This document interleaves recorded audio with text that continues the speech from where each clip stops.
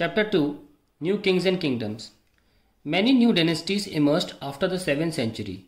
Map 1 shows the major ruling dynasties in different parts of the subcontinent between the 7th and the 12th centuries. The emergence of new dynasties. By the 7th century, there were big landlords or warrior chiefs in different regions of the subcontinent. Existing kings often acknowledged them as the subordinates or samantas. They were expected to bring gifts for the kings or overlords, be present at the courts, and provide them with military support. As samantas gained power and wealth, they declared themselves to be Mahasamanta or Mahamandaleshwara, the great lord of a circle or region, and so on. Sometimes they asserted their independence from their overlords. One such instance was that of the Rashtrakutas in the Deccan. Initially, they were subordinate to the Chalukyas of Karnataka. In the mid-8th century, Danti Durga, a Rashtrakuta chief, overthrew his Chalukya overlord and performed a ritual called Hiranyagarbha. When this ritual was performed with the help of Brahmins, it was thought to lead to the rebirth of the sacrificer as a Kshatriya, even if he was not one by birth. In other cases, men from enterprising families used their military skills to carve out kingdoms. For instance, like Kadamba, Mayura Sharman and the Gurjara Pratihara Harichandra were Brahmins who gave up their traditional professions and took to arms, successfully establishing kingdoms in Karnataka and Rajasthan respectively. Administration in the kingdoms. Many of these new kings adopted high-sounding titles such as Maharaja Adhiraja, Great King, Overlord of Kings, Tribhuvan Chakravartin, Lord of Three Worlds, and so on. However, in spite of such claims, they often shared power with the Sabantas as well as with association of peasants, traders and Brahmins.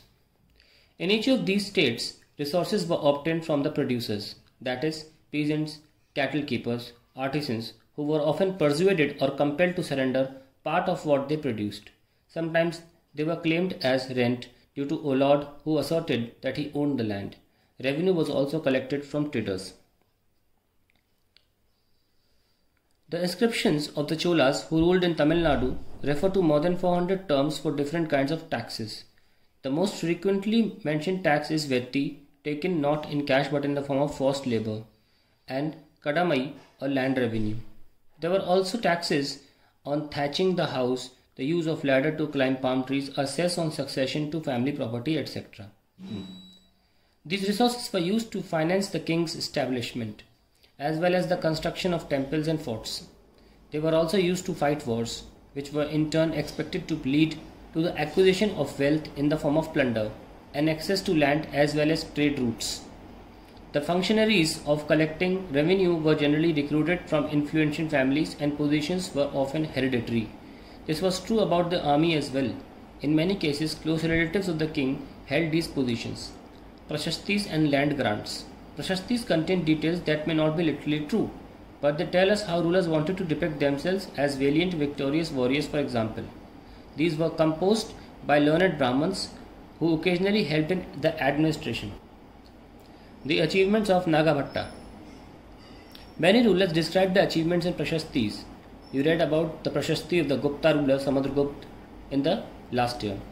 One Prashasti written in Sanskrit and found in Gwalior, Madhya Pradesh describes the exploits of Nagabhatta, a Pratihara king, as follows. The kings of Andhra, Sendhava, Vidarbha, part of Maharashtra, and Kalinga fell before him even as he was a prince. He won a victory over Chakruyudh, the ruler of Kannauj. He defeated the king of Vanga, part of Bengal, Anartha, part of Gujarat, Malwa, part of Madhya Pradesh, Kirata, forest peoples, Turushka, Turks, Vats, Matsya, both kingdoms in North India. King often rewarded Brahmins by grants of land. They were recorded on copper plates, which were given to those who received the land. What was given with the land? This is a part of Tamil section of land grant given by the Cholas. We have demarcated the boundaries of the land by making earthen embankments as well as by planting thorny bushes. This is what the land contains: fruit-bearing trees, water land, gardens and orchards, trees, wells, open spaces, pasture land, a village, anthills, platforms, canals, ditches, rivers, silt-laden land, tanks, granaries, fish ponds, beehives and deep lakes. He who receives the land can collect taxes from it. He can collect taxes imposed by judicial officers as fines, the tax on betel leaves, that on woven cloth as well as on vehicles. He can build large rooms with upper stories made of baked bricks. He can get large and small wells dug. He can plant trees and thorny bushes. If necessary, he can get canals constructed for irrigation. He should ensure that water is not wasted and that embankments are built. Unusual for the 12th century was a long Sanskrit poem containing the history of kings who ruled over Kashmir. It was composed by an author named Kalhana. He used a variety of sources including inscriptions, documents, eyewitness accounts and earlier histories to write his account. Unlike the writers of Prashastis, he was often critical about rulers and their policies. Warfare for wealth. You may have noticed that each of these ruling dynasties was based in a specific region.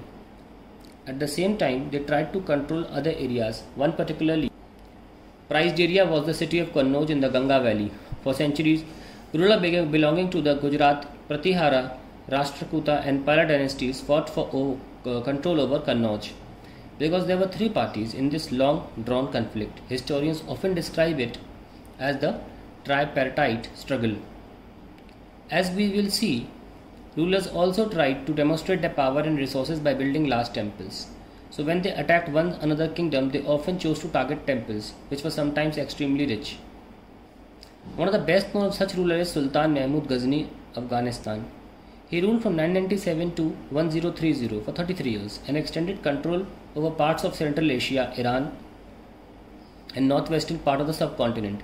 He raided the subcontinent almost every year. His targets by wealthy temples included that of Somnath, Gujarat. Much of the wealth Mahmud carried was used to create a splendid capital city at Ghazni. Sultan Mahmud was also interested in finding out more about people he conquered and entrusted a scholar named Al-Biruni to write an account of the subcontinent. The Arabic work known as Kitabul Hind remains an important source for historians. He consulted Sanskrit scholars to prepare this account. Other kings who engaged in warfare included the Chahamanas, later known as Chauhans, who ruled over the region around Delhi and Ajmer. They attempted to expand their control to the west and east, where they were opposed by the Chalukyas of Gujarat and the Gahadawalas of western Uttar Pradesh. The best known Chahamana ruler was Prithviraj III, who defeated an Afghan ruler named Sultan Muhammad Ghori in 1191 but lost to him the very next year in 1192. Prithviraj reigned from 1168 to 1192. From Urayur to Thanjavur. How did Cholas rise to power? A minor chiefly family known as Muttarayyar held power in the Kaveri Delta. They were subordinate to the Pallava kings of the Kanchipuram.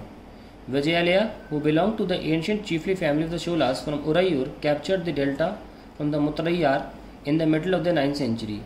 He built the town of Thanjavur and a temple for goddess named Nishumbha Sudini there. The successors of the Vijayalaya conquered neighbouring regions and the kingdom grew in size and power.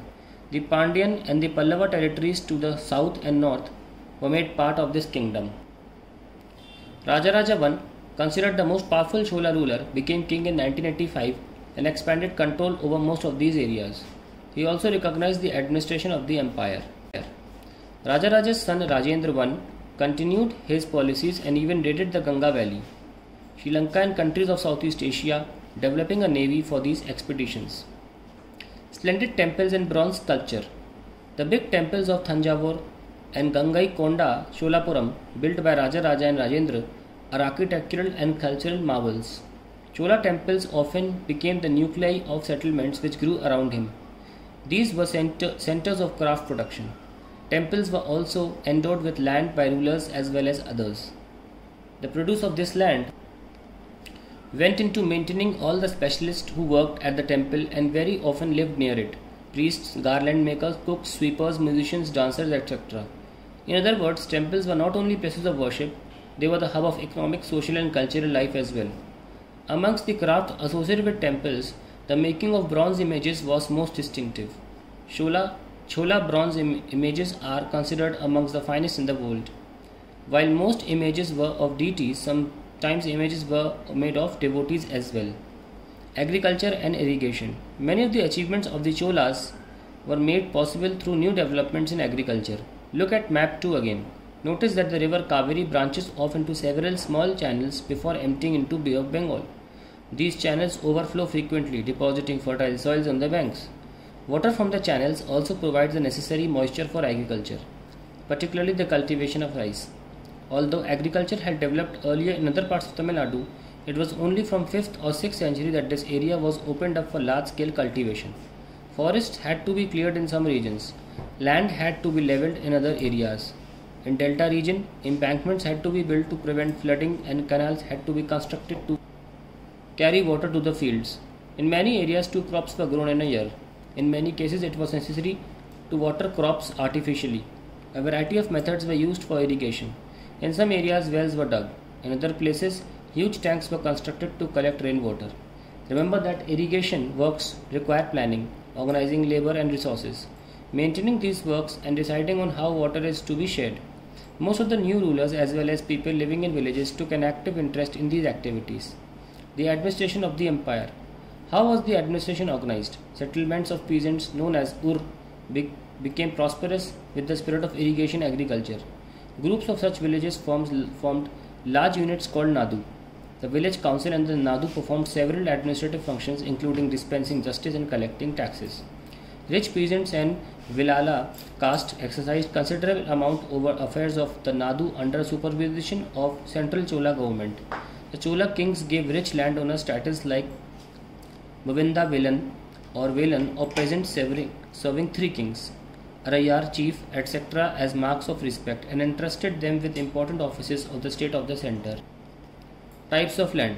Chola inscriptions mention several categories of land. Velan Bagai, land of non-Brahman peasant proprietors. Brahmamedya, land gifted to Brahmins. Shalabhoga, land for maintenance of school. Devdana, Tiruna Mattu Kakni, land gifted to temples. Palichadanam, land donated to Jain institutions. We have seen that Brahmins often receive land grants or Brahmamedya. As a result, a large number of Brahmins settlement emerged in the Kaveri valley as in other parts of South India. Each Brahmamedya was looked after by an assembly of Sabha or prominent Brahman landholders. These assemblies worked very efficiently. The decisions were recorded in detailed inscriptions, often on the stone walls of temples. Associations of traders known as Nagarams also occasionally performed administrative functions in towns. Inscriptions from Uttar Merur in Chingalput district, Tamil Nadu provide details of the way in which Sabha was organized. The Sabha had separate committees to look after irrigation works, gardens, temples, etc. Names of those eligible to be members of these committees were written on small tickets on palm leaves. These tickets were also put in earthenware pot from which a young boy was asked to take out the tickets one by one for each committee. Inscriptions and texts. Who could be a member of a Sabha? The Uttar Merur inscription lays down, all those who wish to become members of Sabha should be owners of land from which land revenue is collected. They should have their own homes. They should be between 35 to 70 years of age. They should have knowledge of Vedas. They should be well versed in administrative matters and honest. If anyone has been a member of any committee in the last 3 years, he cannot become a member of another committee. Anyone who has not submitted his accounts and those of his relatives cannot contest the elections. While inscriptions tell us about kings and powerful men, here is an excerpt from Periya Puranam, a 12th century Tamil work which informs us about the lives of ordinary men and women. On the outskirts of Adanur was a small hamlet of Puliyas, a name used for social group considered outcast by Brahmans and Vilalas. So, on the outskirts of Adanur was a small hamlet of Puliyas, studded with small huts under old thatches and inhabited by agrarian labourers engaged in menial occupations. In the thresholds of huts covered with strips of leather, little chickens moved about in groups. Dark children who wore bracelets of black iron were prancing about, carrying little puppies. In the shade of marudu trees, a female labourer put her baby to sleep on a sheet of leather. There were mango trees from whose branches drums were hanging, and under the coconut palms in little hollows on the ground, tiny-headed bitches lazed after whelping. The red-crested cocks crowed before dawn, calling for brawny Puliyar to their day's work, and by day, under the shade of kanji tree, spread the voice of wavy-haired Puliya women singing as they were husking paddy.